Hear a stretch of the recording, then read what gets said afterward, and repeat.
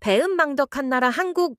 미 대통령의 입에서 나온 이 한마디에 전 세계 외신들은 일제히 한미동맹 파기를 타전하기 시작했습니다. 그 직후 웨스트윙 지하 상황실엔 극비 지시가 떨어졌습니다. 한국이 미국의 적자라는 증거를 숫자로 만들어 와라. 미국 백악관 지하 상황실에서는 이미 한국 죽이기 보고서 작성이 시작됐죠. 그런데 여러분, 미 엘리트 분석관들이 한국의 진짜 데이터를 열어보는 순간 상황실 공기는 정반대로 뒤집혔습니다. 한국을 빼면 미국의 절반이 날아간다. 자신들의 커리어를 걸고 반기를 든 미 참모진들과 미 정치권 뺨을 때린 한국의 통쾌한 침묵을 지금 시작합니다. 여러분, 코리아 화이팅 댓글로 대한민국의 자주국방의 저력을 함께 외쳐주세요. 딱 1초만요. 좋아요와 구독 꾹 부탁드립니다. 한국은 배은망덕한 나라다. 생중계였습니다. 대통령이 카메라 앞에서 한국을 정면으로 겨냥했죠. 미국의 피를 빨아먹는 동맹. 숫자까지 들먹였습니다. 4만 5천 명 연간 29억 달러 적자. 방송이 끝나기도 전에 백악관 내부가 요동쳤습니다. 그리고 그날 밤 저는 지하 상황실에 앉아 있었습니다. 테이블 건너편에서 수석 보좌관이 말했죠. 48시간이다. 한국이 적자라는 걸 숫자로 만들어와. 저는 되물었습니다. 분석 결과가 다르면 어떻게 합니까? 돌아온 대답은 정말 짧았어요. 결론은 이미 나와 있어. 아까 대통령이 한 말 못 들었나? 그 순간 직감했습니다. 이건 보고서가 아니라 무기였습니다. 그리고 그 방아쇠를 제가 당겨야 했죠. 저는 에단 하워드입니다. 국가안보회 전략기획 수석 보좌관으로 22년간 미국의 안보 전략을 설계해온 사람입니다. 그날 오전까지만 해도 평범한 하루였습니다. 저는 인도태평양 전략 보고서의 마지막 수정본을 검토하고 있었고 오후에는 의회 브리핑 자료를 넘길 예정이었죠. 워싱턴의 봄은 늘 그렇듯 바쁘지만 예측 가능한 리듬으로 돌아가고 있었습니다. 그런데 오후 2시 15분 백악관 브리핑룸에서 생중계가 시작되면서 그 리듬이 완전히 깨져버렸습니다. 대통령은 원래 경제 성과를 발표할 예정이었습니다. 무역 적자 감소, 제조업 일자리 복귀 그런 이야기들이요. 실제로 처음 10분은 그 내용이었죠. 그런데 기자 질문이 시작되면서 분위기가 달라졌습니다. 한 기자가 주한미군 방위비 분담금 협상에 대해 물었고 대통령의 표정이 순간적으로 굳어지는 게 보였습니다. 저는 사무실 모니터로 그 장면을 지켜보고 있었는데 그 표정을 보는 순간 뭔가 잘못되고 있다는 걸 느꼈죠. 한국은 우리한테 감사할 줄 모릅니다. 대통령은 준비된 답변을 완전히 벗어나기 시작했습니다. 우리가 4만 5천 명의 병력을 주둔시키고 있어요. 핵무기를 가진 북한 앞에서 미국 청년들이 목숨을 걸고 서 있는 겁니다. 그런데 한국이 내는 돈이 얼마인지 아십니까? 대통령은 손가락으로 허공을 찍으며 말했죠. 연간 29억 달러 적자입니다. 미국 납세자의 돈이 한반도에서 증발하고 있어요. 저는 모니터 앞에서 눈을 감았습니다. 4만 5천이라는 숫자가 먼저 걸렸거든요. 실제 주한미군 병력은 약 2만 8,500명 수준입니다. 4만 5천은 주한미군과 주일미군, 그리고 괌 로테이션 병력까지 전부 합산한 인도태평양 전체 수치에 가까운 숫자였죠. 의도적으로 부풀린 건지 잘못 알고 있는 건지는 알 수 없었지만 어느 쪽이든 문제였습니다. 대통령의 입에서 나온 숫자가 사실과 다르다는 건 그 위에 쌓이는 모든 논리도 흔들린다는 뜻이니까요. 하지만 솔직히 말씀드리면 그 순간 저도 완전히 부정하지는 못했습니다. 22년간 이 분야에서 일하면서 한국 방위비 분담 문제는 늘 논쟁거리였거든요. 미국 내부에서는 한국이 충분히 내고 있지 않다는 인식이 꽤 깊게 자리 잡고 있었고 저 역시 그 프레임 안에서 교육받고 분석해온 사람이었습니다. 대통령의 표현이 거칠긴 했지만 틀린 말만은 아니지 않나 하는 생각이 머릿속 한쪽에서 스쳐 지나간 것도 사실이에요. 방송이 끝난 건 오후 2시 47분이었습니다. 그리고 정확히 12분 뒤 제 보안 단말기에 메시지가 떴습니다. 발신자는 국가안보보좌관실이었고 내용은 단 2줄이었죠. 웨스트윙 지하 상황실. 오후 4시. 전원 소집. 저는 그 메시지를 보면서 심장이 빨라지는 걸 느꼈습니다. 전원 소집이라는 단어가 주는 무게를 아는 사람이라면 이해하실 겁니다. 그건 일상적인 회의가 아니라 누군가 중대한 결정을 내리려 한다는 신호거든요. 상황실에 들어섰을 때 이미 12명이 앉아 있었습니다. 국방 담당, 정보 담당, 예산 담당, 아시아 전략 팀장까지. 평소 같으면 서로 가볍게 인사를 나누는 분위기였을 텐데 그날은 아무도 입을 열지 않았죠. 테이블 위에는 아무 서류도 없었고 스크린도 꺼져 있었습니다. 그 정적 자체가 이미 메시지였습니다. 이건 평소와 다르다는 메시지. 국가안보보좌관 드레이크가 먼저 입을 열었습니다. 오늘 대통령 발언 다들 봤을 겁니다. 짧은 침묵이 흐른 뒤 드레이크가 테이블을 한번 두드렸죠. 대통령께서 직접 지시하셨습니다. 48시간 안에 한국 방위비 분담의 실태를 정리한 보고서를 올려라. 한국이 동맹에 얼마나 적자를 주고 있는지 숫자로 증명하라. 회의실 안이 술렁였습니다. 48시간이라는 시간 제한이 의미하는 바를 모르는 사람은 없었거든요. 정상적인 전략 보고서는 최소 2주에서 한 달이 걸립니다. 데이터 수집, 교차 검증, 부서 간 협의, 법률 검토까지 거치면 그보다 더 걸리는 경우도 많죠. 48시간이라는 건 그 모든 과정을 건너뛰라는 뜻이었습니다. 저는 손을 들어 질문했습니다. 분석 과정에서 결론이 달라질 가능성도 열어둡니까? 드레이크는 저를 똑바로 쳐다보며 말했습니다. 에단 결론은 이미 나와 있어. 자네는 그걸 뒷받침할 숫자를 만들면 돼. 그 한마디에 회의실 공기가 완전히 가라앉았습니다. 사실이 아니라 결론을 쓰라는 명령이었습니다. 저는 그 순간 머릿속에서 수십 가지 생각이 동시에 돌아가는 걸 느꼈습니다. 이건 분석이 아닙니다. 이건 정치적 무기를 만드는 작업이었죠. 대통령의 발언을 사후 정당화하기 위한 도구, 한국을 압박하기 위한 근거, 그리고 필요하다면 동맹 재편의 명분까지 될 수 있는 문서를 만들라는 겁니다. 27년간 정보 분석과 전략 기획을 해오면서 정치적 압력을 받아본 적이 없는 건 아닙니다. 하지만 이렇게 노골적으로 결론을 지정해놓고 보고서를 쓰라는 지시는 처음이었어요. 그리고 드레이크가 마지막으로 한마디를 더했습니다. 총괄은 에단 내가 맡아. 그 순간 회의실의 시선이 전부 저에게 쏠렸습니다. 책임이 아니라 올감이었죠. 이 보고서가 어떤 결과를 낳든 그 책임은 제가 지게 되는 구조였습니다. 보고서가 대통령의 뜻대로 나가면 저는 거짓을 만든 사람이 되고 사실대로 쓰면 대통령의 명령을 거역한 사람이 됩니다. 어느 쪽을 선택하든 제 커리어는 끝날 수 있었습니다. 회의가 끝나고 복도로 나왔을 때 다리에 힘이 풀리는 걸 느꼈습니다. 22년간 수많은 위기 보고서를 써왔지만 이번은 본질이 달랐습니다. 위기를 분석하는 보고서가 아니라 위기를 만들어내는 보고서였으니까요. 사무실로 돌아와 의자에 앉았을 때 컴퓨터 화면 위에 한국 관련 데이터 폴더가 보였습니다. 수십 개의 파일, 수천 페이지의 보고서, 수년간 축적된 데이터. 저는 그 폴더를 열면서 이상한 감정을 느꼈습니다. 한국이라는 이름이 처음으로 낯설게 느껴졌거든요. 22년간 동맹국 분석 항목의 하나로만 다뤄왔던 그 이름이 갑자기 전혀 다른 무게로 다가왔습니다. 저는 아직 몰랐습니다. 이 보고서가 제 인생뿐 아니라 미국이 세계를 바라보는 방식 자체를 뒤흔들게 될 줄은. 48시간의 시계가 돌아가기 시작했습니다. 48시간 중 첫 번째 밤이 시작됐습니다. 저는 사무실 책상 위에 한국 방위비 관련 자료를 전부 펼쳐놓았습니다. 국방부 예산 보고서, 동맹국 분담금 비교표, 주한미군 운영비 내역서, 의회 제출용 연례 보고서까지. 수십 개의 파일이 화면을 가득 채웠고 저는 그 숫자들을 하나씩 따라가기 시작했죠.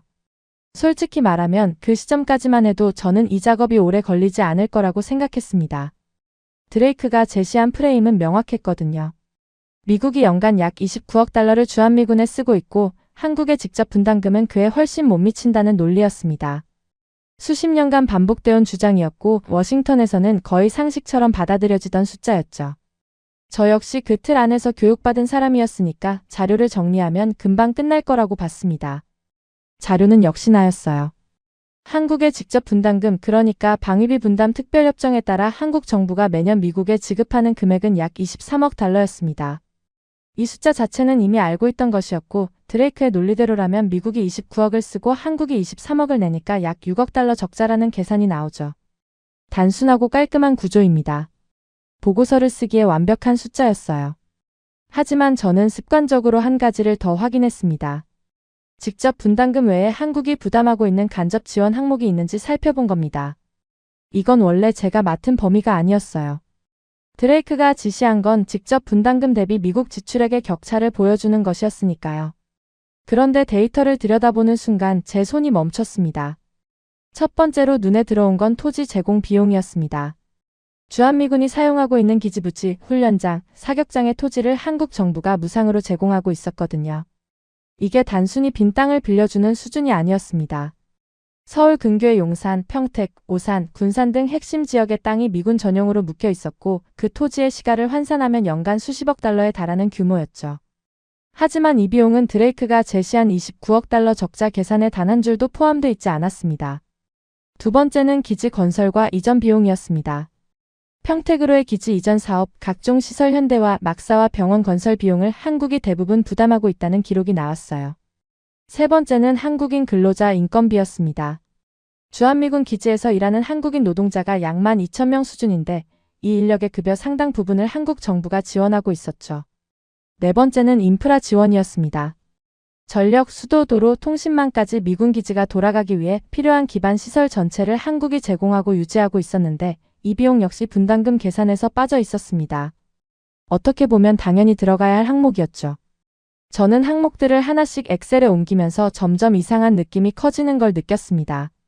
숫자가 쌓일수록 처음에 예상했던 그림과 달라지고 있었거든요. 토지, 건설, 인건비, 인프라, 각종 행정 지원까지 전부 합산하니 간접 지원 규모가 약 19억 달러에 달했습니다. 직접 분담금 23억에 간접 지원 19억을 더하면 한국이 실제로 부담하고 있는 총액은 약 42억 달러였죠.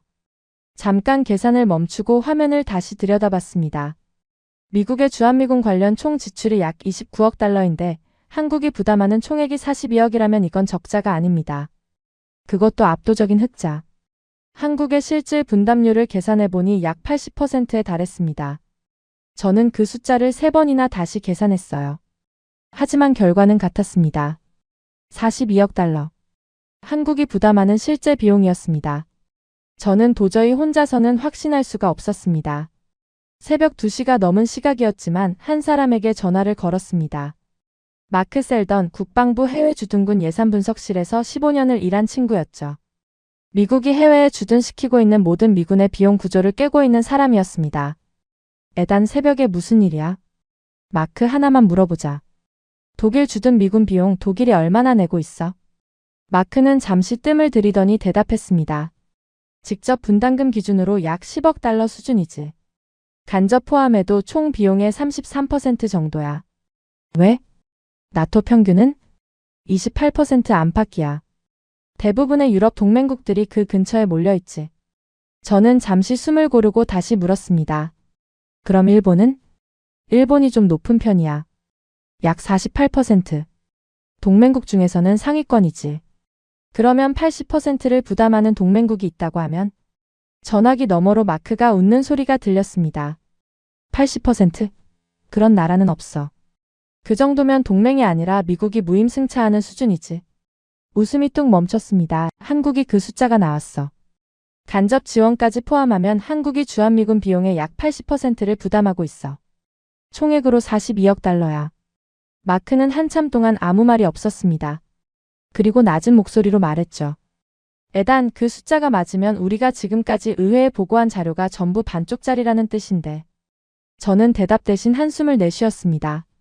마크는 상황을 짐작한 듯 더 묻지 않았어요. 다만 끊기 직전에 한마디를 덧붙였습니다. 숫자는 거짓말을 안 해. 조심해. 전화를 끊고 나서 저는 한동안 의자에 기대앉아 천장을 바라봤습니다.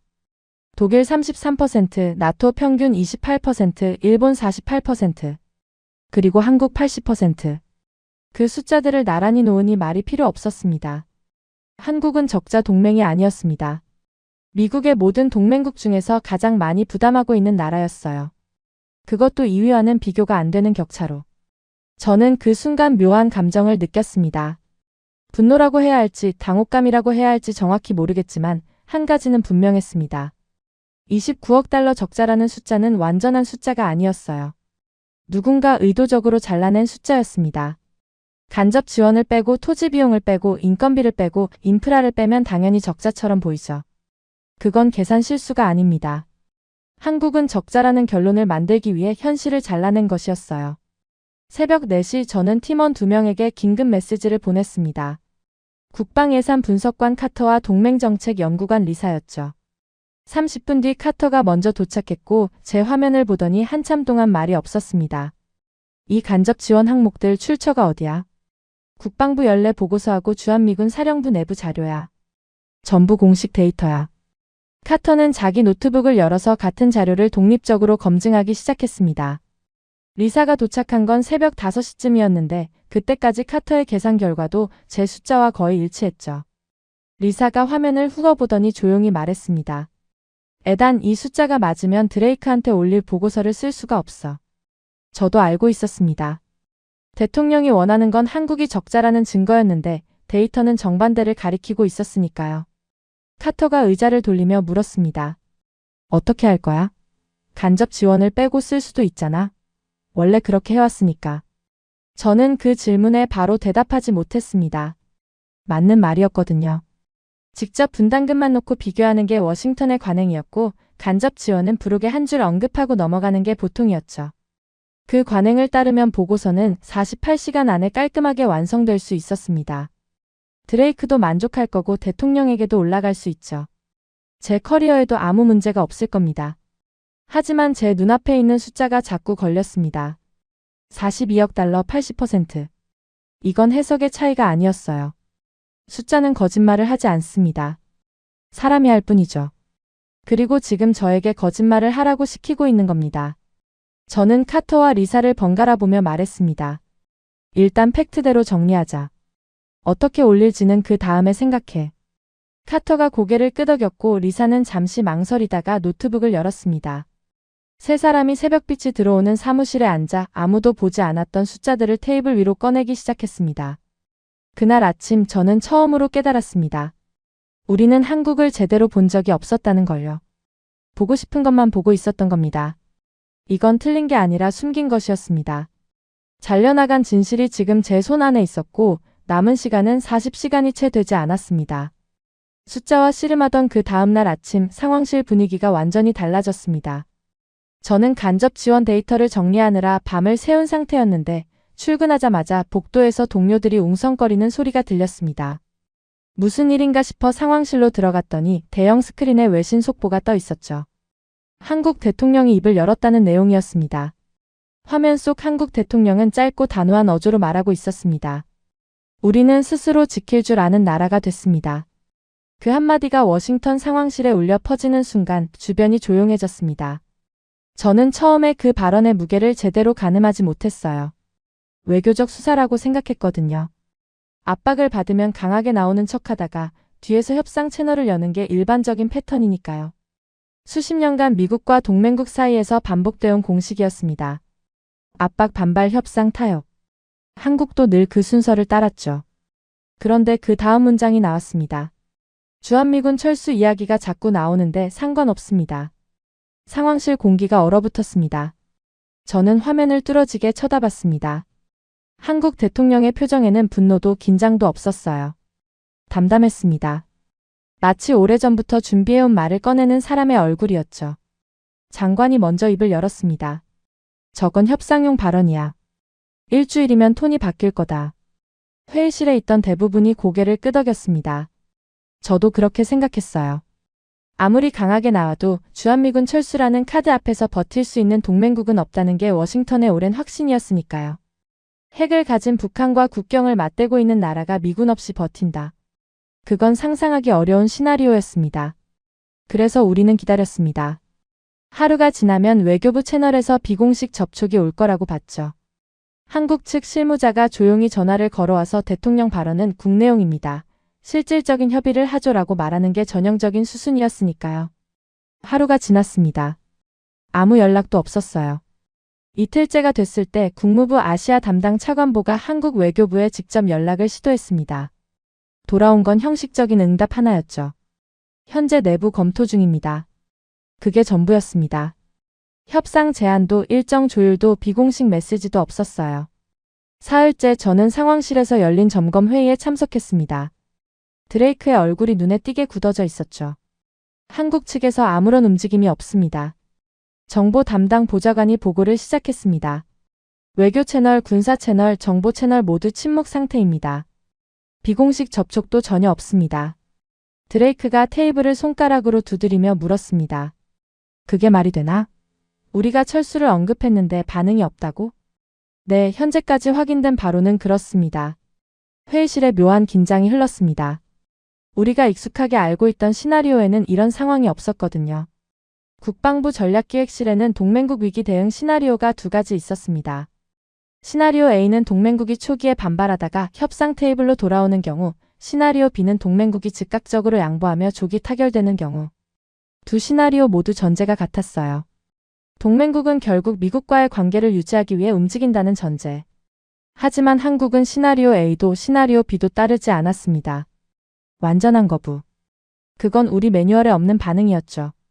저는 그때부터 불안해지기 시작했습니다. 협상이라는 건 결국 싸움이거든요. 서로 요구하고 밀고 당기고 어딘가에서 접점을 찾는 과정입니다.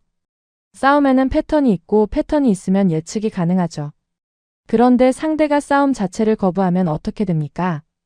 우리가 아무리 압박의 강도를 높여도 받아줄 상대가 없으면 그건 허공에 주먹을 휘두르는 것과 같습니다. 그리고 그게 바로 지금 벌어지고 있는 일이었어요. 나흘째 아침 저는 개인적으로 한국 측 인맥을 통해 분위기를 파악하려 했습니다. 한국 국방부 출신으로 워싱턴 싱크탱크에서 일하고 있는 박 박사에게 연락을 넣었죠. 박 박사님, 지금 서울 분위기가 어떻습니까? 정말로 협상 의사가 없는 건가요? 박 박사의 대답은 짧았습니다. 에단, 이번엔 달라요. 서울은 진심입니다. 하지만 주한미군 없이 북한을 상대한다는 게 현실적으로 가능한 겁니까? 그 질문 자체가 10년 전 질문이에요. 지금 한국군은 과거에 미국 총을 빌려 쓰던 그 한국군이 아닙니다. 저는 그 말에 뭐라고 대꾸해야 할지 몰랐습니다. 박 박사는 과장하는 사람이 아니었거든요. 10년 넘게 알아온 사람이었고 늘 냉정하고 객관적인 분석을 하는 것으로 유명했습니다.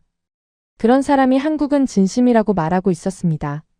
전화를 끊고 나서 저는 한참 동안 생각에 잠겼습니다.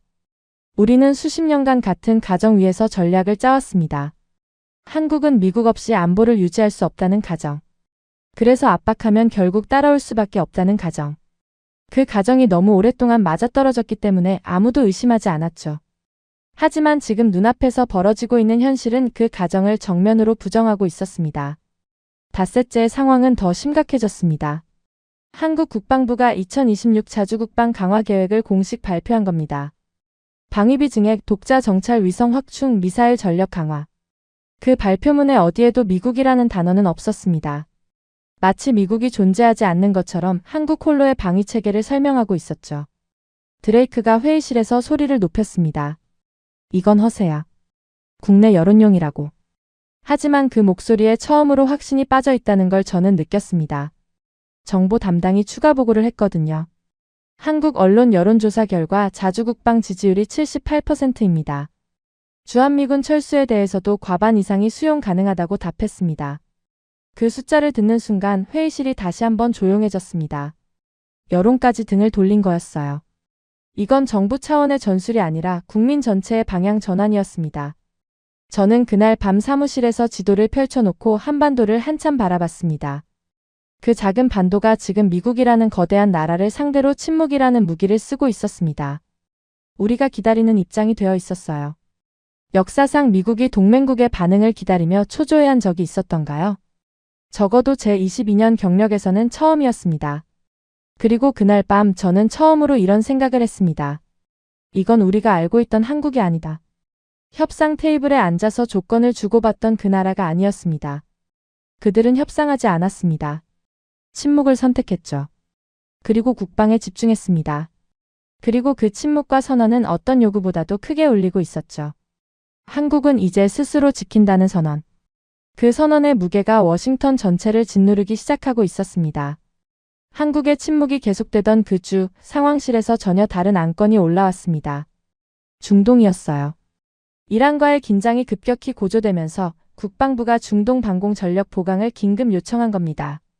드레이크가 스크린에 배치도를 띄우며 말했습니다. 중동 정부에 사드 1개 포대를 추가 배치해야 한다. 가용 자산을 검토해. 군사 담당 보좌관 펠런이 목록을 훑더니 대답했죠. 본토에서 빼려면 의회 승인이 필요합니다. 가장 빠른 건 한국 배치분을 전환하는 겁니다. 회의실이 잠깐 조용해졌습니다. 한국에 배치된 사드를 빼서 중동으로 보내겠다는 뜻이었거든요. 저는 손을 들었습니다. 한국 측과 사전 협의는 합니까? 드레이크가 저를 쳐다보며 말했어요. 사드는 미군 자산이야. 우리 장비를 우리가 옮기는 건데 왜 협의가 필요한가? 하지만 한국 방공망의 핵심 축인데 사전 통보도 없이 빼면 동맹 신뢰에 심각한 문제가 생깁니다. 지금 한국과 관계가 이런 상황에서 드레이크가 말을 잘랐습니다. 에단, 지금 중동에서 미국 병사들이 위협받고 있어. 한국 문제는 나중에 정리하면 돼. 더 이상 반론의 여지가 없는 분위기였습니다. 그날 오후 사드 반출 명령이 떨어졌어요. 한국 측에는 통보만 갔을 뿐 사전 협의는 단 한 차례도 없었습니다. 저는 그 결정을 지켜보면서 묘한 감정을 느꼈습니다. 한국 땅에 배치해놓고 한국 국민들이 중국의 경제 보복까지 감수하며 받아들인 장비를 전화 한 통으로 빼가는 겁니다. 동맹국이 아니라 창고 취급이었죠. 그리고 이 소식이 한국에 전해지면 어떤 반응이 올지는 뻔했습니다. 이미 자주국방을 선언한 나라에게 미국이 스스로 동맹의 의미를 부정하는 행위를 한 거니까요. 예상대로 반응은 즉각적이었습니다. 이틀 뒤 한국 언론에 사드 반출 소식이 보도됐고 여론이 폭발했어요. 하지만 제가 정말 놀란 건 한국 정부의 반응이었습니다. 항의도 비난도 유감 표명도 없었어요. 한국 국방부 대변인이 기자회견에서 한 말은 이것뿐이었습니다. 자체 방공 체계로 충분히 대응 가능합니다. 그 한마디가 워싱턴에 전해졌을 때 상황실 분위기가 싸늘해졌죠. 우리가 예상한 건 항의였습니다. 왜 협의 없이 빼가느냐는 분노, 외교 채널을 통한 강력한 유감 표명, 그런 것들이요. 그런데 한국은 화를 내지 않았어요. 그냥 괜찮다고 했습니다. 그 괜찮다는 말이 항의보다 훨씬 더 무섭게 느껴졌습니다. 이 상황을 지켜보던 의회 쪽에서 움직임이 시작됐습니다. 국방위원회 소속 밀러 의원이 드레이크에게 직접 전화를 걸었어요. 지금 한국에서 무슨 일이 벌어지고 있는 건지 직접 확인해야 한다. 사드도 빼갔는데 항의 한마디 없다는 게 말이 되나? 의원 몇 명 꾸려서 한국에 가겠다. 드레이크는 처음에 난색을 표했지만 밀러 의원의 논리는 명확했습니다. 사전 협의 없이 사드를 빼간 건 동맹 관리 실패야. 이대로 가면 한미 관계가 복구 불가능한 수준으로 갈 수 있어. 현장을 봐야 한다. 결국 의회 대표단의 한국 방문이 결정됐고 저는 수석 브리핑 담당으로 포함됐습니다. 솔직히 말하면 저는 그때까지도 한국의 자주국방 선언이 현실적이라고 보지 않았습니다. 숫자상으로 한국이 많은 비용을 부담하고 있다는 건 이미 확인했지만 그것과 미군 없이 독자적으로 방위를 유지할 수 있느냐는 완전히 다른 문제니까요. 사드를 빼갔는데 괜찮다고 한 것도 국내 여론을 의식한 허세일 수 있다고 봤어요. 현장에 가보면 결국 한계가 드러날 거라고 생각했습니다. 비행기에서 내려 첫 번째 목적지로 향했을 때 저는 그 생각이 얼마나 아니했는지를 깨닫게 됐습니다. 평택 캠프 험프리스. 미군의 해외 주둔기지 중 세계 최대 규모의 기지였죠. 차로 기지 정문을 통과하는 순간부터 느낌이 달랐어요. 기지라기보다는 하나의 도시에 가까웠습니다. 병영, 병원, 학교, 쇼핑몰, 체육관, 주거 단지까지 전부 갖추고 있었고 도로망도 완벽하게 정비되어 있었죠.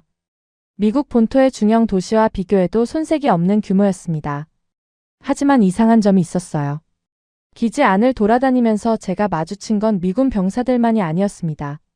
건설 현장에서 일하는 인력은 대부분 한국인이었고 시설 관리를 담당하는 팀도 한국 업체였죠. 통신 시스템 점검을 하고 있던 기술자에게 물어보니 한국통신사 소속이었고 전력 공급 라인도 한국전력 계통에서 직접 들어오고 있었습니다. 수도, 하수, 폐기물 처리까지 전부 한국 인프라에 연결되어 있었어요. 저는 브리핑룸에서 기지 건설 관련 자료를 요청했습니다. 캠프 험프리스의 총 건설 비용은 약 110억 달러. 그중 한국이 부담한 금액이 얼마인지 확인하는 순간 저는 자료에서 눈을 떼지 못했습니다. 92%. 110억 달러 중 약 101억 달러를 한국이 냈다는 뜻이었죠. 세계 최대 미군 기지를 한국이 지은 겁니다. 미국의 지원 일절 없이 말이에요. 미국이 쓰고 있는 기지를 한국 돈으로 한국 인력이 한국 땅 위에 건설한 것이었습니다. 저는 그 숫자를 보면서 방금 전 워싱턴에서 벌어진 일을 떠올렸어요. 한국이 92%를 부담해서 지어준 기지 위에 배치된 장비를 협의 한 번 없이 빼간 겁니다. 남의 집에 얹혀 살면서 집주인한테 말도 안 하고 가구를 들고 나간 격이었죠. 이건 미국 기지가 아니었습니다. 한국이 만든 도시였어요. 우리는 그 위에서 살고 있었던 겁니다. 밀러 의원이 같은 자료를 보더니 저에게 물었습니다. 하워드, 이 숫자가 정확한 건가? 국방부 공식 기록과 한국 측 감사 자료를 교차 확인한 수치입니다. 미국이 부담한 8%는 뭔가? 주로 미군 전용 장비 설치와 일부 특수시설 비용입니다. 건물 자체, 도로, 인프라, 주거시설은 전부 한국 부담이에요. 밀러 의원은 자료를 내려놓으며 한참 동안 창밖을 바라봤습니다. 그런데 우리가 여기서 사드를 협의 없이 빼간 거야? 저는 대답 대신 고개를 끄덕였습니다. 밀러 의원의 표정이 복잡하게 일그러졌어요. 하지만 진짜 충격은 그 다음 일정에서 찾아왔습니다. 우리는 한국군 수뇌부와의 실무 면담 자리에 배석했습니다. 한국 측 장성들은 긴장하거나 방어적인 태도를 전혀 보이지 않았어요. 오히려 차분하고 체계적으로 자신들의 전력 현황을 설명했죠. 제가 직접 물었습니다. 사드 체계가 반출됐는데 한국의 미사일 방어에 공백이 생기지 않습니까? 왜 강력히 항의하지 않으셨습니까? 한국 측 장성은 잠시도 망설이지 않았습니다. 우리는 자체 방공 체계가 있습니다. 솔직히 말씀드리면 충분하다고 판단했습니다. 그리고 스크린에 한국산 방공 시스템의 현황을 띄웠죠. 천궁 체계라고 불리는 한국형 미사일 방어 시스템이었습니다. 중거리 탄도미사일 요격이 가능한 체계였고 이미 실전 배치가 완료된 상태였어요. 저는 그 브리핑을 들으면서 내내 불편한 감정을 느꼈습니다. 한국 측이 보여준 건 계획이 아니라 이미 진행된 현실이었거든요. 사드가 빠져도 대체할 수 있는 체계를 이미 갖추고 있었고 거기에 추가 전력까지 준비하고 있었습니다. 그들은 사드 철수를 가정한 시나리오를 어제 오늘 만든 게 아니었어요. 오래전부터 준비해왔던 겁니다. 그리고 그 반출이 현실이 됐을 때 그들은 전혀 흔들리지 않았어요. 항의하지 않은 게 아니라 항의할 필요가 없었던 겁니다. 이미 준비가 끝나 있었으니까요. 면담이 끝나고 나오는 길에 우리 대표단 사이에서 거의 대화가 없었습니다. 밀러 의원이 복도를 걸으면서 낮은 목소리로 말했죠. 하워드, 우리가 이걸 확인하러 온 거 맞나? 아니면 우리 잘못을 확인하러 온 건가? 저는 그 질문에 대답하지 못했습니다. 확인하러 온 것이 맞았지만 확인된 내용이 우리가 기대한 것과 정반대였으니까요. 숙소로 돌아와서 저는 그날의 자료들을 다시 펼쳐놓았습니다. 캠프 험프리스 건설비 110억 달러, 한국 부담 92%.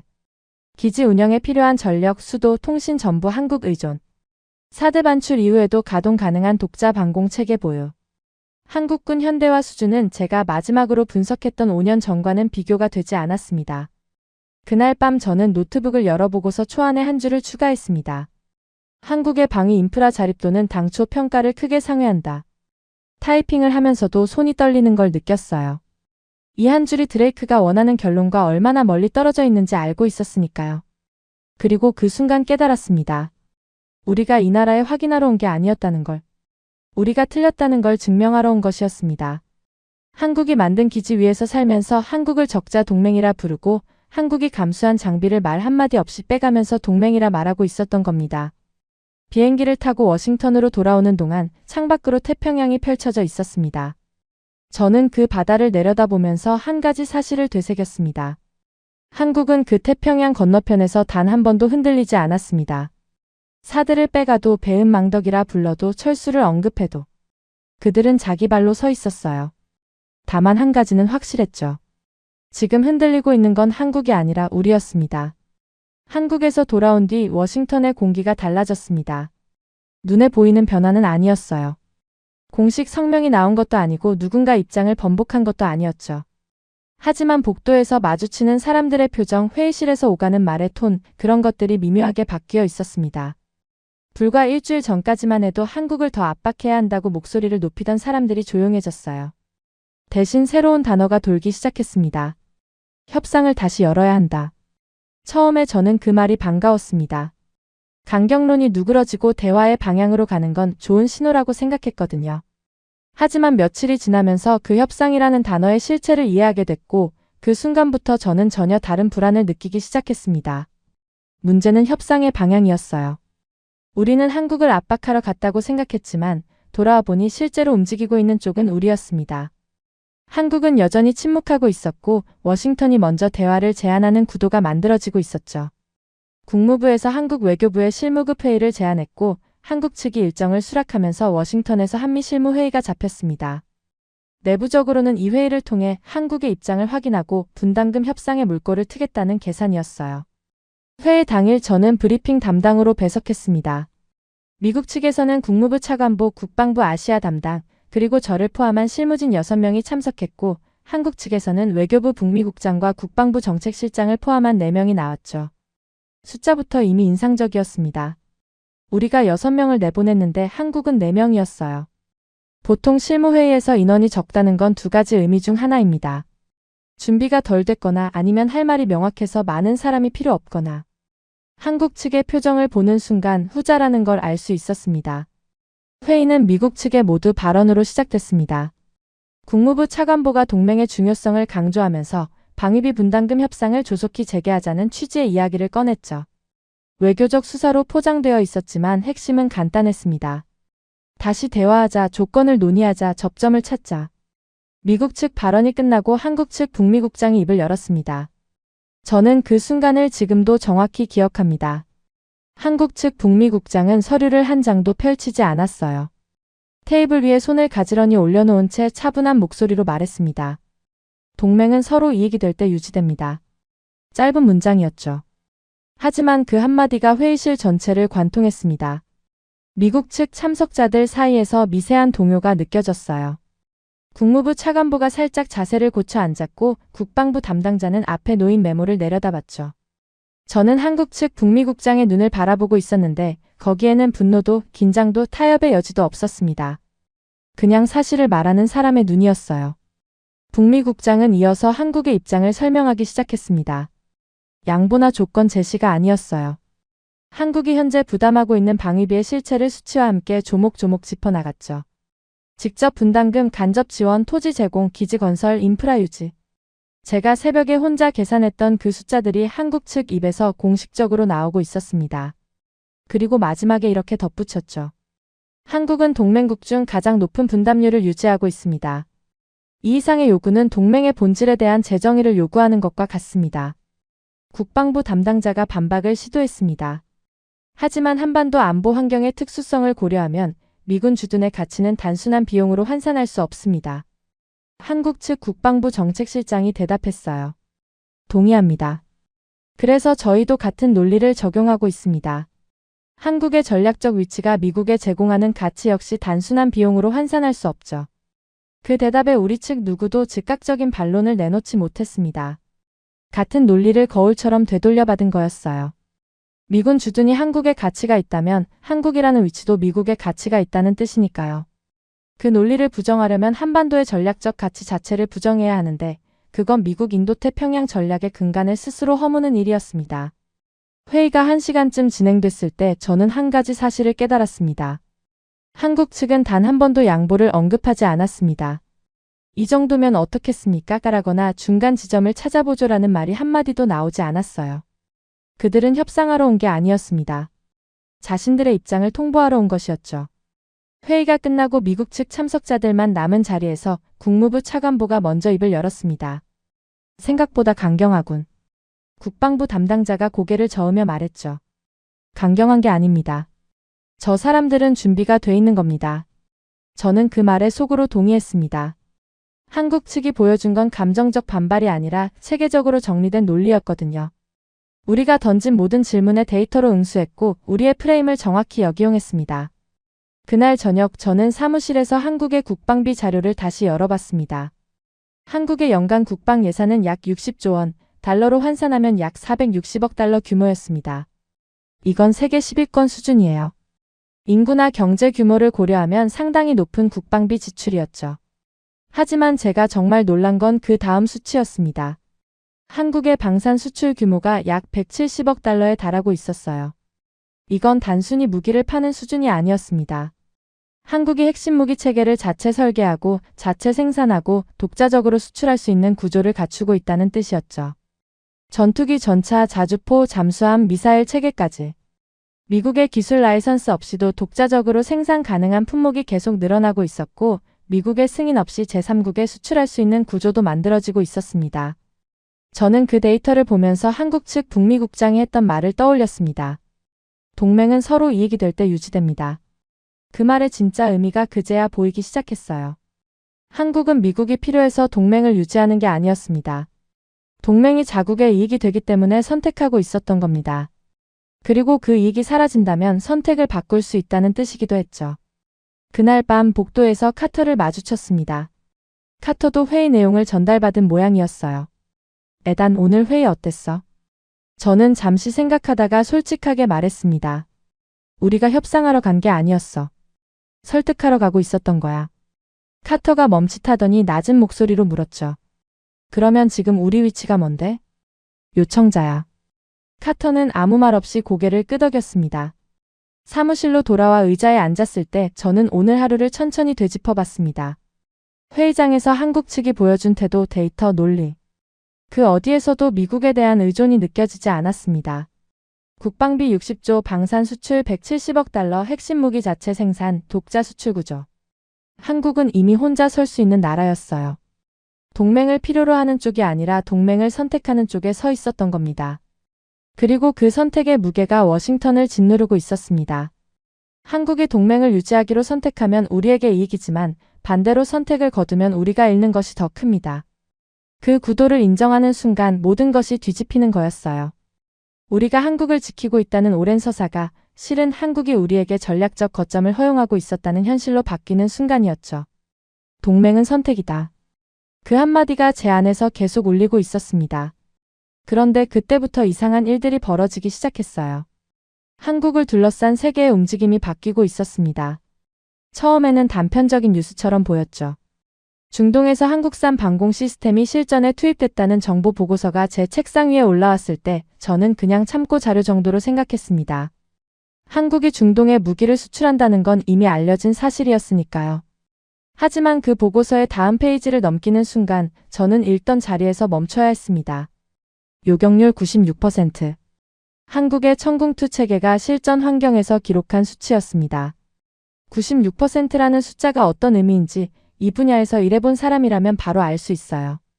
미국의 패트리어트 체계가 실전에서 보여준 요격률이 약 80% 초반대입니다. 물론 조건이 다르고 교전 환경이 다르고 단순 비교가 어렵다는 건 알고 있었죠. 하지만 96이라는 숫자는 그런 조건의 차이를 감안하더라도 무시할 수 없는 수준이었습니다. 저는 국방부 무기체계 분석팀에 확인을 요청했습니다. 돌아온 답변은 더 충격적이었어요. 천궁2의 단가가 패트리어트의 약 절반 수준이었다는 겁니다. 같은 방공 임무를 수행하는데 요격률은 더 높고 가격은 절반. 거기에 납기까지 달랐습니다. 미국 방산 업체의 평균 납기가 계약 후 2년에서 3년인데 한국은 그 절반 이하의 기간 안에 납품이 가능했어요. 중동이나 동유럽처럼 당장 위협에 노출된 지역에서는 이 차이가 곧 생존의 문제였습니다. 아무리 성능이 좋아도 3년을 기다려야 한다면 그 3년 동안 하늘이 뚫려 있는 거니까요. 사우디아랍에미리트, 폴란드, 노르웨이. 한국산 방공체계와 자주포, 훈련기에 대한 수출 계약이 동시다발적으로 진행되고 있었습니다. 이건 단발성 거래가 아니라 시장 구조 자체가 움직이고 있다는 신호였죠. 그런데 이 소식에 대한 워싱턴의 반응이 제가 예상한 것과 달랐습니다. 위기감이 아니라 무시였어요. 국방부 방산협력실의 그레이슨 부실장과 복도에서 마주쳤을 때 저는 중동 실전 결과에 대해 물어봤습니다. 천궁2 실전 데이터 봤습니까? 96%입니다. 그레이슨은 콧방귀를 뀌듯 웃으며 대답했어요. 에단, 재래식 요격 체계로 아무리 숫자를 만들어봤자 한계가 있어. 핵탄두가 없는 미사일이 무슨 소용인가? 결국 마지막 카드는 핵이야. 한국은 그게 없잖아. 저는 그 말에 뭐라고 반박해야 할지 잠시 생각했습니다. 틀린 말은 아니었거든요. 재래식 전력이 아무리 강해도 핵 앞에서는 차원이 다른 게 사실이니까요. 그런데 그레이슨이 한마디를 더 했습니다. 사실 미사일 지침을 풀어준 것부터가 실수였어. 그거 하나 풀어줬더니 지금 저 꼴이 난 거 아닌가. 그 말에 저는 걸음을 멈췄습니다. 미사일 지침. 그 단어가 머릿속에서 무언가를 건드렸어요. 사무실로 돌아와서 저는 한국 미사일 지침의 역사를 처음부터 찾아보기 시작했습니다. 그리고 그 내용을 확인하는 순간 저는 또 한 번 말을 잃었어요. 1979년 한국이 자체적으로 미사일 개발을 시작하려 하자 미국이 개입했습니다. 한국의 미사일 기술을 이전해주는 대가로 사거리를 180km로 제한하는 양해각서를 체결한 겁니다. 180km면 북한 전역은커녕 평양도 닿지 않는 거리였죠. 한국은 자기 나라를 위협하는 적의 수도조차 타격할 수 없는 미사일만 만들 수 있었던 겁니다. 그리고 이 제한은 42년간 지속됐습니다. 1997년에 300km로 2012년에 800km로 조금씩 풀리긴 했지만 완전히 해제된 건 2021년이었어요. 42년입니다. 한 세대가 넘는 시간 동안 한국은 미국의 허락 없이는 자기 미사일의 사거리조차 결정할 수 없었던 거예요. 저는 그 연표를 보면서 이상한 감정이 밀려오는 걸 느꼈습니다. 동맹국이라고 부르면서 42년 동안 미사일 사거리를 묶어놨다는 게 과연 동맹의 모습입니까? 한국은 그 제한 아래에서도 미사일 기술을 독자적으로 발전시켜왔고 지침이 해제되자마자 폭발적으로 역량을 확장했습니다. 지금 중동에서 96% 요격률을 기록하고 있는 천궁2도, 세계 시장에서 팔려나가고 있는 자주포와 훈련기도 전부 그 42년의 족쇄가 풀린 뒤에 나온 결과물이었어요. 저는 카터에게 전화를 걸었습니다. 카터, 한국 미사일 지침 해제 이후 방산 수출 증가율 좀 뽑아줄 수 있어? 카터가 30분 만에 수치를 보내왔고 그래프의 기울기는 거의 수직에 가까웠습니다. 에단, 이거 보면 지침 해제가 방산 폭발의 직접적인 방아쇠였어. 42년 동안 눌러놨던 게 한꺼번에 터진 거야. 그레이스는 그걸 풀어준 게 실수라고 하더라. 카터가 잠시 침묵하더니 말했죠. 실수라고? 42년 동안 동맹국 팔을 비틀어 놓고 그걸 풀어준 게 실수라고 말하는 거야. 저는 대답하지 않았습니다. 대답할 필요가 없었거든요. 하지만 그레이슨의 말 중 하나가 계속 머릿속에 남아 있었습니다. 핵탄두가 없는 미사일이 무슨 소용인가. 그 말은 무시하려는 의도로 던진 것이었지만 뒤집어 보면 완전히 다른 의미가 됩니다. 한국이 핵탄두까지 갖추면 어떻게 되는가. 재래식 전력은 이미 세계 수준이고 미사일 기술은 42년의 제한을 뚫고 독자 발전했으며 방산 수출로 기술력을 증명하고 있는 나라가 핵까지 손에 넣는다면 그 순간 미국이 한국에 대해 가진 마지막 우위가 사라지는 겁니다. 그날 오후 저는 정보 담당에게 한국의 핵 관련 동향을 요청했습니다. 돌아온 자료의 첫 페이지에 적힌 숫자 하나가 눈에 박혔어요. 한국 국민의 핵무장 찬성 여론 70% 이상. 저는 그 숫자를 보면서 그레이슨의 얼굴을 떠올렸습니다. 핵탄두가 없는 미사일이 무슨 소용이냐고 비웃던 그 표정. 그런데 만약 한국이 그 핵탄두를 만들기로 결정한다면 그레이슨이 비웃을 수 있는 시간이 얼마 남지 않았다는 걸 그때 저는 직감했습니다. 그날 밤 저는 인도태평양 전략 지도를 대형 스크린에 띄워놓고 한참을 바라봤습니다. 미군 기지 배치도, 동맹국 위치, 중국 해군 활동 범위, 북한 미사일 사정거리. 그 모든 선과 점들의 교차점에 한반도가 있었습니다. 중국을 견제하는 전진기지, 대만을 지키는 최전선, 일본을 방어하는 완충지대. 그 모든 구조가 한반도 위에 서 있었어요. 그리고 그 한반도 위의 나라는 42년간 미사일 사거리를 묶여 있으면서도 스스로의 힘으로 세계 방산 시장의 판도를 바꾸고 있었습니다.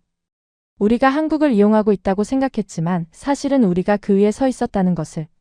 한반도라는 좁은 땅 위에 미국의 인도태평양 전략이 올라가 있었고 그 전략의 비용 대부분을 한국이 부담하고 있었으며 이제 한국은 그 구조 없이도 스스로 설 수 있는 능력을 갖추고 있었습니다.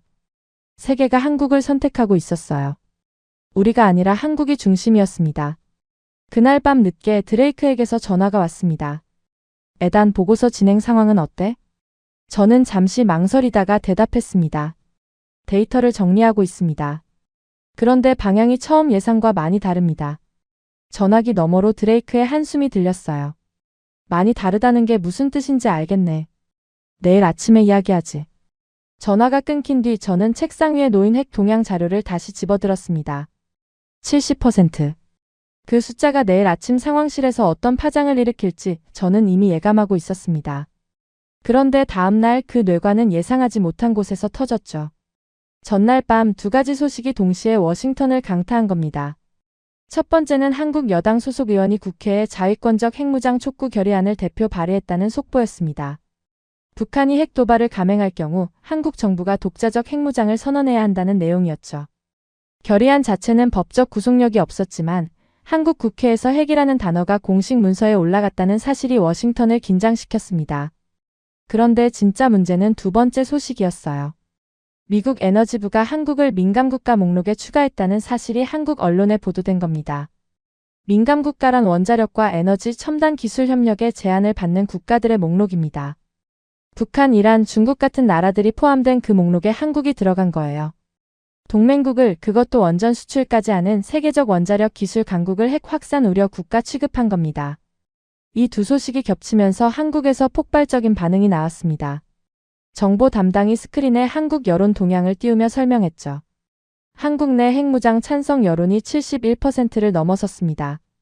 이건 지난 3년간 꾸준히 상승해온 수치인데 민감국가 지정 이후 급격히 더 올라갔습니다. 드레이크가 인상을 찌푸리며 물었어요. 핵무장 결의안은 여당 단독 아닌가? 야당은 입장이 다를 텐데. 원래는 그랬습니다. 하지만 민감국가 지정 이후 상황이 바뀌었습니다. 정보 담당이 다음 슬라이드로 넘겼습니다. 한국 야당 지도부가 공식 성명을 냈습니다. 민감국가 지정은 동맹에 대한 모독이며 핵 주권은 여야의 문제가 아니라 국가 생존의 문제라는 내용입니다. 민감국가 지정 철회를 촉구하는 국회 결의안 추진도 검토하겠다고 밝혔습니다. 회의실 분위기가 무거워졌어요. 한국에서 핵 문제가 여야 구분 없이 공론화되기 시작했다는 신호였으니까요. 드레이크가 손을 들어 말을 끊었습니다. 여론이 높다고 해서 실제로 만드는 건 다른 문제 아닌가? 핵무기 개발이 그렇게 쉬운 일은 아닐 텐데. 정보 담당이 고개를 한번 끄덕이더니 다음 슬라이드로 넘겼습니다. 그래서 기술 역량을 분석했습니다. 스크린에 한국의 원자력 기술 현황이 나타났습니다. 한국은 원자력 발전소를 독자 설계하고 건설할 수 있는 세계 몇 안 되는 국가 중 하나였습니다. 설계만 하는 수준이 아니라 해외에 원전을 수출까지 하고 있는 나라였죠. 핵연료 가공 기술, 재처리 관련 연구, 고속로 기술까지 민간 영역에서 축적된 원자력 역량이 세계 상위권이었어요. 정보 담당의 분석에 따르면 한국이 정치적 결단을 내릴 경우 18개월에서 수년 내에 핵무기 개발이 가능하다는 것이 정보 공동체의 판단이었습니다. 일부 전문가는 1년 내에 핵탄두 수개를 만들 수 있다는 평가까지 내놓고 있었죠. 저는 그 숫자를 들으면서 어제 그레이슨이 했던 말을 떠올렸습니다. 핵탄두가 없는 미사일이 무슨 소용인가. 그때는 비웃음이었지만 지금 이 브리핑을 듣고 있자니 전혀 웃을 수 없었어요. 한국이 그 핵탄두를 만들 수 있는 기술을 이미 갖추고 있었으니까요. 제가 먼저 질문했습니다. 한국이 핵을 갖게 되면 동맹 구조에 미치는 영향은 어떻게 평가합니까? 정보 담당이 저를 바라보며 대답했어요. 핵심은 이겁니다. 현재 미국이 한국에 대해 가지고 있는 가장 강력한 레버리지는 핵 억제력 제공입니다. 한국이 독자 핵 능력을 갖추는 순간 그 레버리지가 소멸합니다. 그 한마디가 핵심을 관통했습니다. 한국은 이미 재래식 전력에서 상당한 자립을 이뤘습니다. 42년간 미사일 사거리까지 묶여 있으면서도 독자 기술을 발전시켜온 나라였죠. 하지만 그 모든 자립에도 불구하고 한 가지 영역에서만큼은 한국이 여전히 미국에 의존하고 있었어요. 핵우산. 북한이 핵무기를 보유하고 있는 상황에서 한국은 미국의 핵 억제력에 기대고 있었고 그것이 동맹을 유지하는 가장 근본적인 이유 중 하나였습니다. 미국이 가진 마지막 카드였던 거죠. 그런데 한국이 그 카드마저 스스로 만들 수 있다면 그 순간 동맹의 구조 자체가 무너집니다. 재래식 전력 자립에 핵 능력까지 더해지면 한국은 완전한 군사적 독립을 달성하게 되는 거예요. 더 이상 미국의 보호가 필요 없어지고 따라서 미국의 압박도 요구도 통제도 의미를 잃게 됩니다. 드레이크가 물었습니다. 핵 확산 금지 조약 탈퇴, 국제 제재, 외교적 고립. 현실적으로 한국이 그 비용을 감수할 수 있겠나? 정보 담당이 신중하게 대답했어요. 쉬운 결정은 아닙니다. 하지만 문제는 여건이 변하고 있다는 겁니다. 미국이 핵 우산의 신뢰성을 스스로 훼손하고 있는 상황에서 한국 내부의 핵무장 논의는 감정이 아니라 전략적 계산으로 전환되고 있습니다. 거기에 민감국가 지정까지 겹치면서 한국에서는 미국이 오히려 핵 개발의 명분을 만들어주고 있다는 여론이 형성되고 있습니다. 그러니까 우리가 이 상황을 만들고 있다는 뜻인가? 정보 담당은 직접적인 대답 대신 한 문장을 덧붙였습니다. 동맹의 신뢰가 무너지면 자구책이 현실이 됩니다. 회의실에 길고 무거운 침묵이 흘렀습니다. 저는 그 침묵 속에서 지난 며칠간 벌어진 일들을 순서대로 되짚었어요. 배은망덕이라 부르고 사드를 협의 없이 빼가고 42년간 미사일을 묶어놓고 이제는 민감국가로 지정해서 원자력 기술까지 견제하려 합니다. 그 하나하나가 한국을 핵무장 쪽으로 밀어내는 힘이 되고 있었어요. 우리가 압박하면 할수록 한국이 독립으로 향하는 동력이 강해진다는 역설. 브리핑이 끝나고 저는 한 사람에게 연락을 넣었습니다. 박 박사였어요. 한국 국방부 출신으로 워싱턴 싱크탱크에서 일하고 있는 사람이죠. 점심시간에 워싱턴 시내의 한 카페에서 마주 앉았습니다. 저는 단도직입으로 물었습니다. 박 박사님, 한국 국회에서 핵무장 결의안이 나오고 여야가 같이 움직이기 시작했습니다. 어떻게 보십니까? 박 박사는 커피잔을 내려놓으며 저를 똑바로 쳐다봤어요. 애단 나는 평화주의자입니다. 핵무기를 좋아하는 한국 사람은 없어요. 잠시 뜸을 들이더니 말을 이었죠. 하지만 솔직하게 말하겠습니다. 한국은 70년 넘게 미국을 믿었습니다. 미사일 사거리를 묶어놔도 참았어요. 42년으려. 우리 안보에 직결되는 기술인데 허락 없이는 사거리조차 못 늘렸습니다. 그래도 동맹이니까 받아들였어요. 박 박사의 목소리는 차분했지만 그 안에 담긴 무게가 느껴졌습니다. 그런데 지금 미국이 하는 걸 보세요. 배은망덕이라 부르고 사드를 통보도 없이 빼가고 방위비를 더 내라 압박하더니 이제는 민감국가라고 낙인까지 찍었습니다. 북한, 이란이랑 같은 목록이에요. 70년 동맹이 이 정도밖에 안 됩니까? 저는 아무 말도 할 수가 없었어요. 박 박사가 말을 이었습니다. 한국 국민들이 핵무장을 원하는 게 아닙니다. 다시는 누군가에게 안보를 맡기지 않겠다는 겁니다. 42년 동안 미사일 하나 마음대로 못 만들면서 느낀 게 뭔지 아세요? 동맹이라는 이름 아래서 우리가 얼마나 많은 걸 양보해왔는지를 깨달은 겁니다. 그리고 민감국가 지정이 결정타였어요. 미국이 우리를 어떻게 보는지 그날 한국 국민 전체가 이해한 겁니다. 그래서 해까지 가겠다는 겁니까? 박 박사는 잠시 창밖을 바라보다가 조용히 대답했습니다. 우리도 원하는 건 아닙니다. 하지만 스스로 지켜야 한다면 어떤 선택지도 배제하지 않을 겁니다. 그건 감정이 아니라 생존의 문제예요. 카페를 나오면서 저는 한참 동안 걸었습니다. 박 박사의 표정이 머릿속에서 떠나지 않았어요. 분노가 아니었습니다. 슬픔에 가까웠죠. 70년을 믿었던 동맹에 대한 실망, 42년간 묶여 있으면서도 참아왔던 시간에 대한 허탈함. 그리고 이제 더 이상 참지 않겠다는 조용한 결의. 사무실로 돌아와서 저는 보고서 파일을 열었습니다. 핵무장 시나리오 섹션을 추가하면서 그 의미를 한 문장으로 정리했어요. 한국이 핵을 보유하는 순간 미국의 동아시아 동맹 구조는 근본적으로 재편되며 이 과정에서 미국의 전략적 손실은 회복 불가능한 수준에 이를 수 있다. 타이핑을 마치고 나서 저는 화면을 한참 바라봤습니다. 하지만 더 이상 외면할 수는 없었습니다. 여론 71%, 원자력 기술 세계 상위권, 18개월 내 개발 가능, 국회 결의안 발의, 여야 초당적 공감대 형성. 이건 가능성이 아니라 시간 문제였어요. 그리고 그 시계를 돌리고 있는 건 한국이 아니라 우리였습니다. 배은망덕이라 부르고 사드를 빼가고 42년간 미사일을 묶어놓고 민감국가로 낙인 찍은 결과가 이겁니다. 우리가 두려워했던 건 한국의 거부가 아니었어요. 한국이 우리를 더 이상 필요로 하지 않게 되는 것. 완전한 독립. 그리고 그 공포가 현실이 되기까지 남은 시간이 얼마 되지 않았다는 사실이 보고서의 마감 시한보다 더 무겁게 느껴졌습니다. 48시간의 시계는 이제 끝자락에 다다르고 있었습니다. 그리고 저는 결정해야 했습니다. 이 보고서를 어떤 모습으로 대통령 앞에 내놓을 것인지를 말이죠.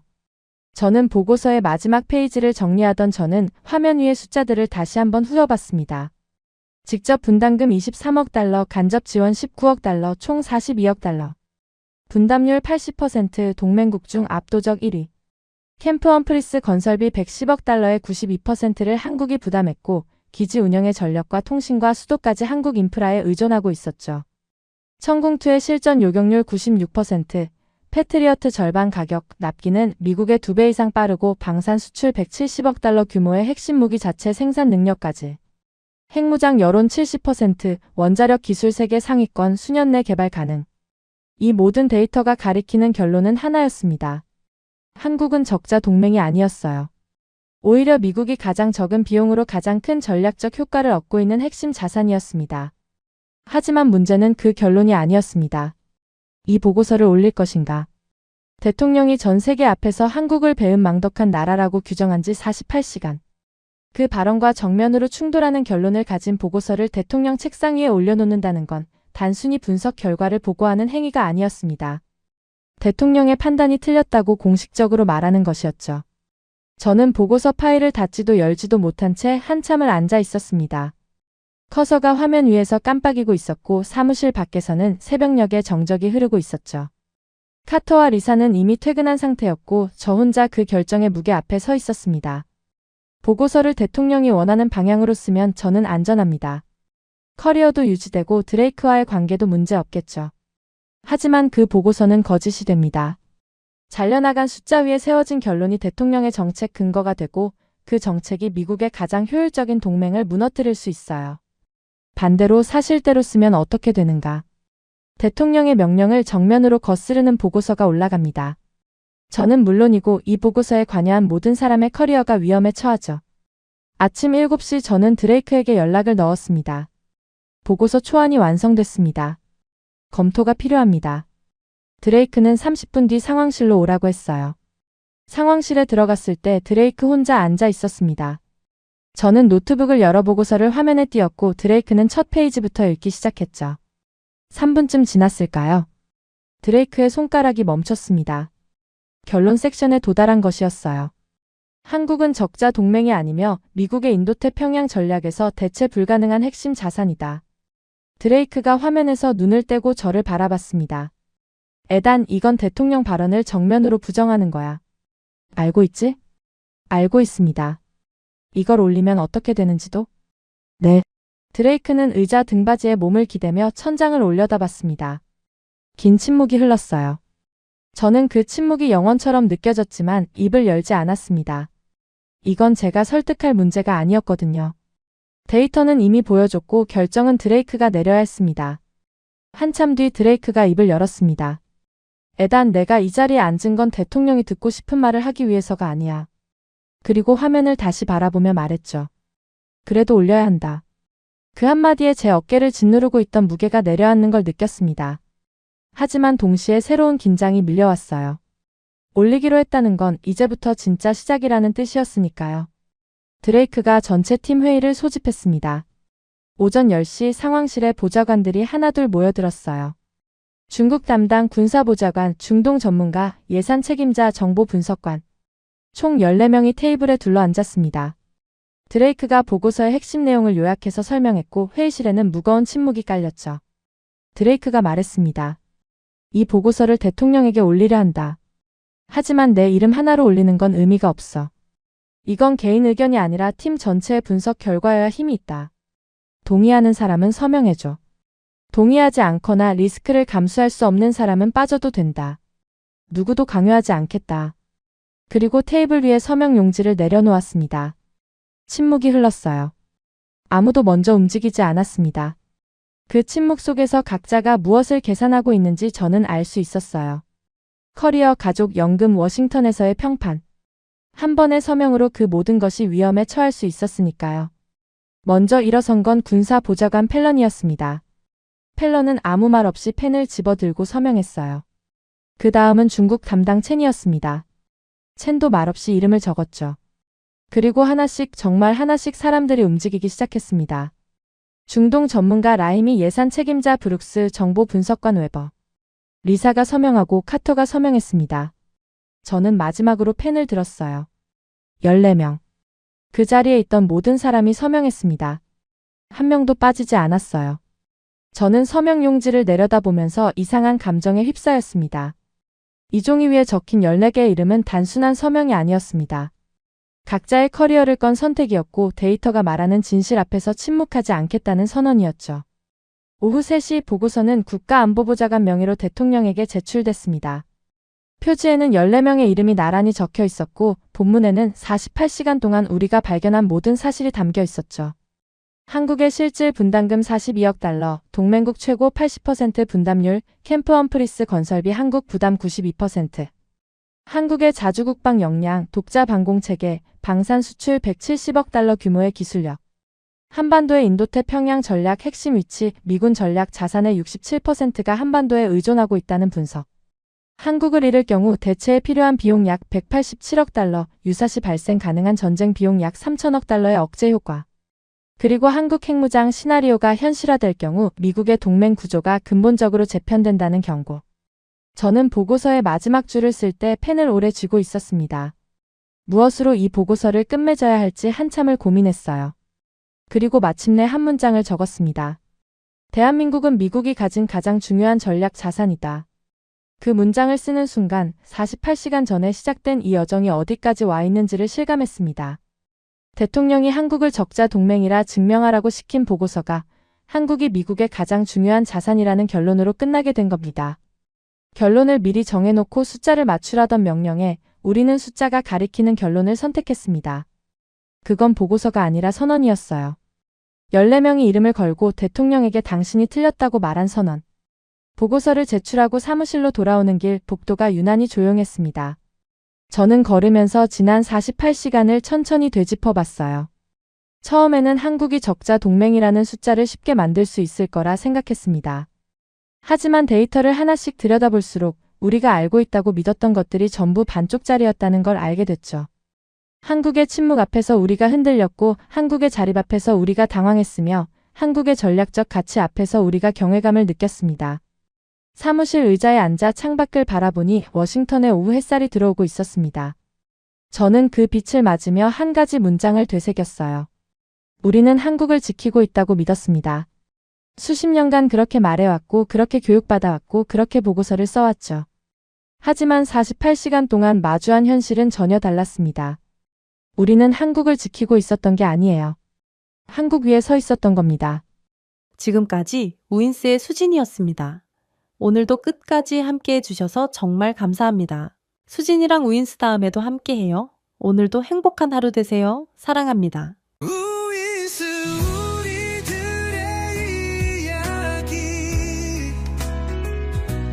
작은 꿈도 커지는 이 순간